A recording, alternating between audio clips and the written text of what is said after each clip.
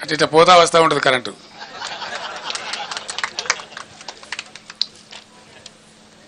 ఇప్పుడు మనందరం ప్రత్యక్షంగా చూస్తా ఉన్నాం. సో ఇట్లా 100 రోజుల పరిపాలనలో 200 మంది రైతులు ఆత్మహత్యలు. నేను కొద్దిగా బాధపడుకుంటూ మాట్లాడుతున్న ఆవేదనతో, ఎందుకంటే రైతులు మళ్ళా ఆత్మహత్య చేసుకునే దుస్థితి ఈ రాష్ట్రంలో వస్తుందని చెప్పి మేము కళ్ళ కూడా అనుకోలే. ఎందుకంటే చాలా వరకు పనులు మేము చేసి పెట్టినాం, పటిష్టంగా చేసి పెట్టినాం.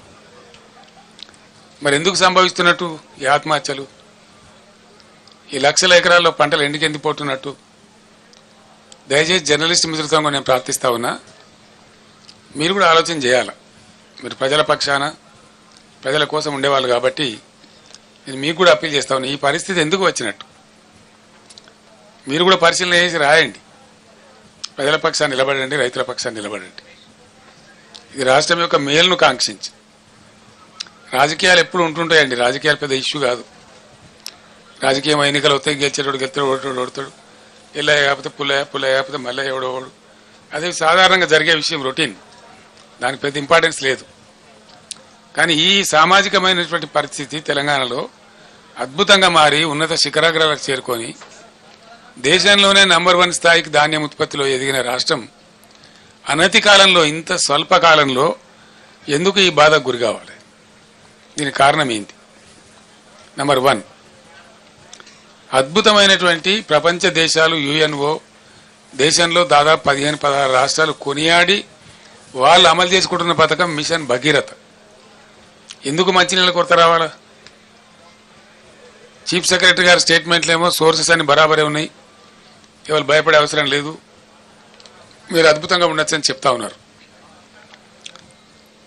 అసలు హైదరాబాద్ సిటీలో ₹1 నల్లా కనెక్షన్ ఇచ్చి 20,000 లీటర్ల ఫ్రీ వాటర్ ఇచ్చి రాష్ట్ర వ్యాప్తంగా ప్రతి ఇంటిలో నల్లా పెట్టి, దీన్ని కూడా మీరు అందరు సాక్షి, జర్నలిస్ట్ మిత్రులు కూడా. దానిలో ఎందుకు లోపం వస్తుందంటే నాకు అర్థం కాదు. ఏం కారణం?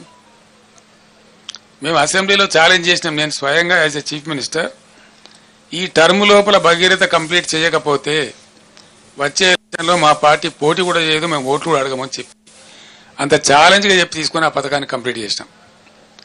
ఆ తర్వాత 5 ఏళ్ళు బ్రహ్మాండంగా నడిపినాం. బిందె పట్టుకొని ఆడబిడ్డ ఇక్కడ కనబడలే రోడ్డు మీద. పబ్లిక్ స్టాండ్ పోస్ట్స్ అన్ని మాయమైపోయినాయి రాష్ట్రంలో. ఏ టౌన్లో కానీ ఎక్కడ కానీ మంచినీటి ట్యాంకర్ మనకు కనబడలే గత 5 సంవత్సరాలు. మరి ఇప్పుడు ఎందుకు బిందెలు ప్రత్యక్షమవుతున్నాయి? ఎందుకు మళ్ళీ నీటి మూతలు స్టార్ట్ అయినాయి? ఎందుకు నీళ్ళ ట్యాంకర్లు విచ్చలవిడిగా వ్యాపారం చేస్తున్నాయి? హైదరాబాద్ సిటీలో కూడా ట్యాంకర్లు పెట్టాల్సిన దుస్థితి ఎందుకు దాపరిస్తూ ఉంది? ఇవి ఆలోచించాల్సిన విషయాలు. ఇంకో విషయం ఏంటంటే కరెంటు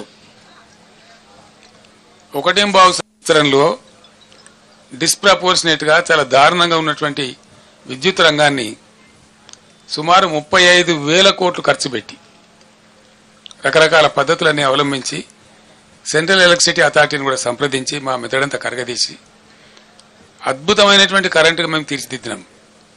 భారతదేశంలో అన్ని రంగాలకు 24 గంటలు 1 సెకండ్ కూడా కరెంటు పోకుండా ఏర్పాటు చేసినటువంటి ఘనత మా ప్రభుత్వానికి.